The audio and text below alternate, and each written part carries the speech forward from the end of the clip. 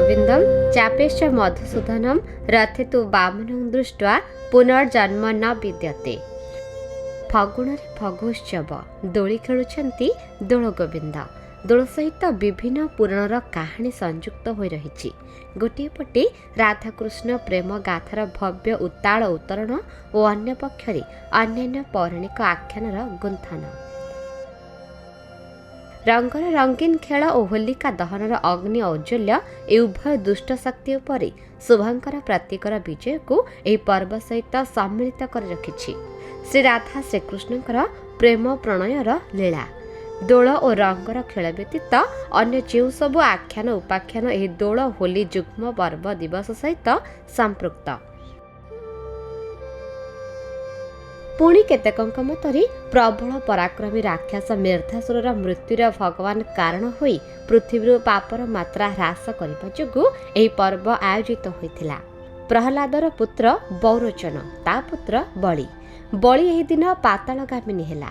3 पाद भूमि दे सेथिपाई घरे घरे पूरे पूरी लोक माने अबीर दे पूजा करती, अर्थात बलि पाताल को गला। असुर संस्कृति नष्ट हेला। होलिका राक्षसीर पुओ ना हेला मेष। मेषर उपद्रव को नाश करने पाई भगवान ता देह सारा अबीर बोली देथिले। शरीर रे फगुर लेपन कले। शरीर भितर थिबा बसंत मिलिमिला हाड़ फुटी सबु रोग नाश पाए आ से रोग हुए नहीं। एही दोल पूर्णिमा रे जगन्नाथଙ୍କ प्रसिद्ध यात्रा चाचेरी यात्रा हुए। पंच पांडव जगन्नाथଙ୍କ सहित दोल उत्सव रे जाती जगन्नाथ वल्लभ मठ। सेठारे जाई तांकर पंक्ति भोग ग्रहण करती। जो दिन पूर्णिमा हेब प्रभु से दिन दोलवेदी रे बसिबे। 56 घेरा परिक्रमा करिबे।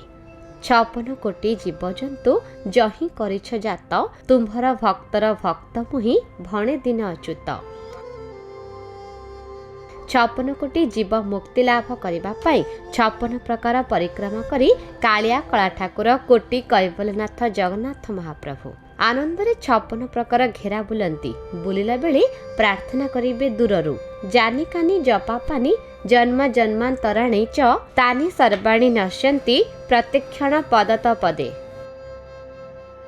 यह चाचेरी लीला नाम रे प्रख्यात। चाचेरी शब्दटी संस्कृत चारचरी आसी। यह संस्कृत शब्दर अर्थ सौभाग्य बोली कहा जाए। सारा ओडिशा रे विष्णु कृष्ण मंदिर रे यह चाचेरी पालन करा जाए। यह पर्व रे फगु दशमी दोल विमान रे दोल गोविंद लक्ष्मी और सरस्वती प्रति संध्यारे श्री जगन्नाथ वल्लभ उद्यान को चाचेरी खेलिबा को जाती। श्रीमंदिर बेढ़ा परिक्रमा करी बाहक मानक कांधरे सिंह द्वारा गुमुट टपी अरुण स्तंभ पार हेला परे लोकंकर उत्साह और उद्दीपना एक भावभक्तिपूर्ण दृश्य सृष्टि करिथाए। दोलवेदी रे पहुंची आरंभ हुए फगु लागी।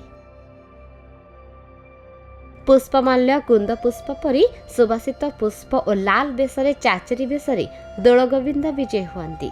पूजा अर्चना और भोगराग परी ठाकुर श्रीमंदिर को बाहुड़ी आसंती।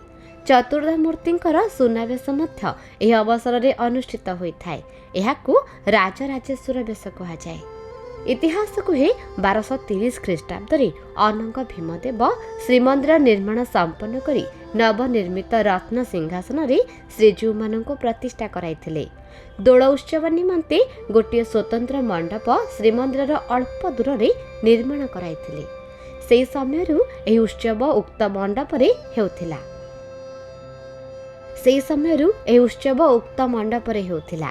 से मंडपटीर प्राचीन स्मृति बहन करी आज उक्त साहिर नाम दोल मंडप साहि रूपे प्रसिद्धि लाभ करिछि। मादलाबांजीरु जना जाए जे पूर्वे श्री विग्रह मानकु दोलवेदी को विजय करी दोल उत्सव अनुष्ठित हेउथिला। 1482 शताब्दी गौड़िया गोविंद देवଙ୍କ शासन काल रे जगन्नाथ महाप्रभु दोलवेदी को जाउथिले। विशाल विग्रह रसाल विग्रह विस्तृत बाहु जुगल कोटी कैवल्यनाथ जगन्नाथ महाप्रभु नेबारे जेमिति लोक आनिबारे सेमिति लोक। लहु लुहाण होइजिबे अणनिश्वासी होइजिबे। बलिष्ठ बलवंत बपुवंत सेवक माने प्रभु को बोहिकी नियंती। कौनसी कारणवशत ठाकुर माने दोली खेलिबा बेले हठात दोलीर गोटे पट छिड़ी जिम्बा फल जगन्नाथଙ୍କ विग्रहर गोटे पट हाथ रे सामान्य आघात लागिला।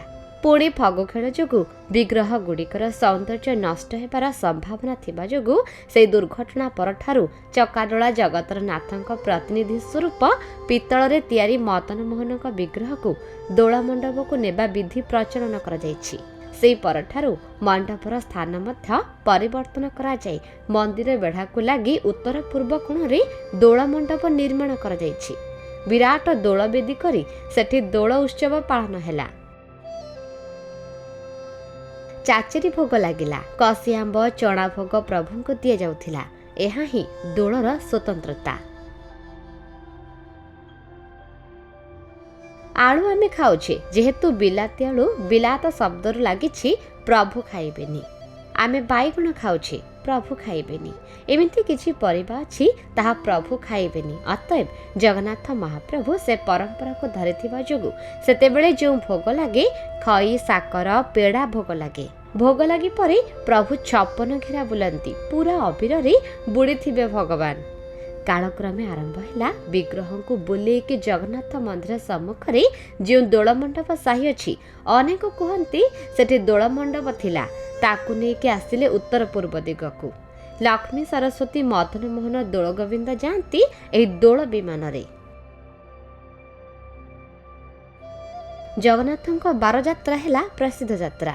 ता श्रेष्ठ ଯାତ୍ରା ହେଲା 3ଟି ଯାତ୍ରା। सेगुड़िक ହେଲା दोल स्नान श्रीगुंडीचा। लौड़ी खेलर विधि। दोल ଯାତ୍ରାର मुख्य आकर्षण काठी लौड़ी खेल। द्वापर जुगरे गोपपुर रे श्रीकृष्ण और बलराम अन्य गोपाल साथी मानक सहित गाई चराइबा बेले दुई हातरे बाड़ी धरी वीरता प्रदर्शन पूर्वक बाड़ी खेली मनोरंजन करुथिले। गोटिए दल बाड़ी धरी आक्रमण करुथिबा बेले अन्य विभिन्न कौशल प्रदर्शन करी बाड़ी साहाय्य आक्रमण को प्रतिहत करुथिले। दोल पूर्णिमा संध्यारे गोपाल माने एकापरी रंगर बेसरे सज्जित होई अंटारे काछटा घागुड़ी बंसी बांधती। मथारे ठेका बांधी जामुडाल और गलारे फूलहार पिंधती। दुई हाथ रे थाई दुई लौड़ी। लौड़ी भेरु बा केन्दु काठरे प्रस्तुत होइथाय। एहार माप थाए 1 हाथ चाखंडे। एही बाड़ी खेल एक दलगत नृत्य जेउठी 12 ରୁ 24 जन गोपाल अंशग्रहण करिथांती। जणे जणे दलपति अधिनायकत्व गोपाल माने गोष्ठीगत भावे विभक्त होई लौड़ी बाड़ी ताले ताले नाची उठांती। मईसर सिंहवादरे ताले ताले विभिन्न शैली नृत्य परिवेशन करती। एही खेल सांगरे जो गीत बोली थांती ताकू ओगाळ कहा जाए। महाप्रभु अच्युतानंद रचित गोपाल ओगाळ गान सांगकू बाद्यर ताले ताले गोपाल माने प्रत्येक निजर डाहाण और बाम पाखरे थिबा सहयोगी मानक बाड़ी सहित निज बाड़ी को पिटी शब्द सृष्टि करिथांती। एही नृत्य रे जय पराजय थट्टा परिहास देवादेवी वंदना आदि मनोरंजनर उपादान परिपुष्ट होइथाय। राधाकृष्ण को पारंपरिक पूजा अर्चना भोग अर्पण पर मदन मोहन बेसरे सुसज्जित करी कागज सोल पलास फूल और पाटकनारे सज्जित विमान हुकुम धाबल स्वर रे ढली ढली ग्राम परिक्रमा करिथांती। विमान सांगरे अढ़ेणी तरास चामर ध्वजा संकीर्तन सहकारी गोपाल माने तांको प्रिय ठाकुर को सांगरे नहीं चली थांती। श्रीकृष्ण को गोपाल कहा जाए। तेणु ही दोल को गोपाल माने गोटे स्थान अन्य स्थान को बोही नियंती। भगवान श्रीकृष्ण बसंत उत्सवर आराध्य देवता नूतन सिक्का नूतन बाहुंगी और कलसी भार रे गोपाल माने पानी बहन करी गोठ परिक्रमा करिथांती। कृष्ण का भजन कीर्तन गान करी फगु खेलती।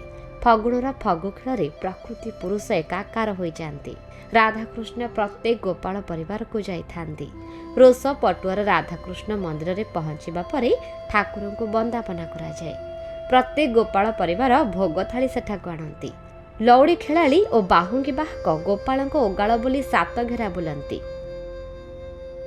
ठाकुर को दक्षिणाभिमुखी करी झूलन रे झूला जाए। कारण श्रीकृष्ण को दक्षिणाभिमुखी दर्शन कली सर्प पाप हरण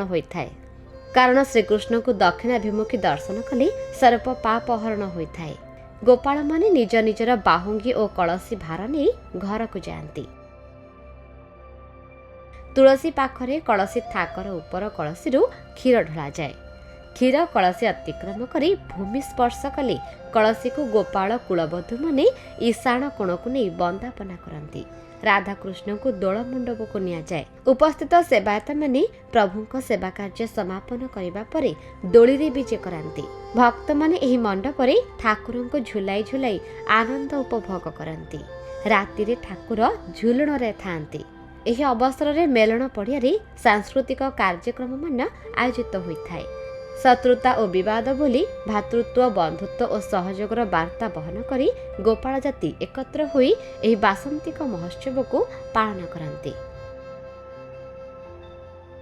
दोल पर्व श्री चैतन्य द्वारा समग्र मानव जातिर एक गणपर्व रे परिणत होइतिले मध्य गोपाल मानकर कौलिक पर्वर मान्यता पाइछि। गोपाल समाज एही पारंपरिक लौड़ी खेल क्रमे आधुनिकतार स्पर्श लोप पाई जीवाकू बसिथिले हे दोल पूर्णिमा अवसर रे एही नियारा बाड़ी खेल को देखिबार अपूर्व सुजोग मिलिथाय।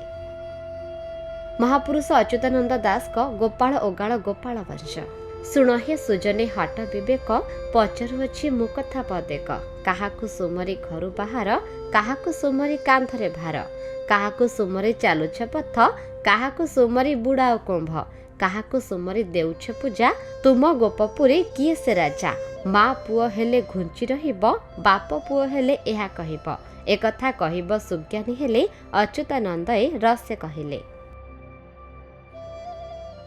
सुण सुण आहे सुजन जन पचारिले जेउ कथा विधान श्री गुरु सुमरी घरु बाहर श्रीकृष्ण सुमरी कांधरे भार बसुमाता सुमरी चालुछि पथ गंगा सुमरी जे बुढ़ाऊ कुंभ हरिके सुमरी देउछि पूजा गोपपुर जे नंद राजा श्री गुरु चरण निरत्यास गीतरे भणिले अच्युत दास। आम धर्म संस्कृति और परंपरा विषय रे अधिक जानिबा पई देखुथांतो भक्ति ओडिशा आध्यात्मिक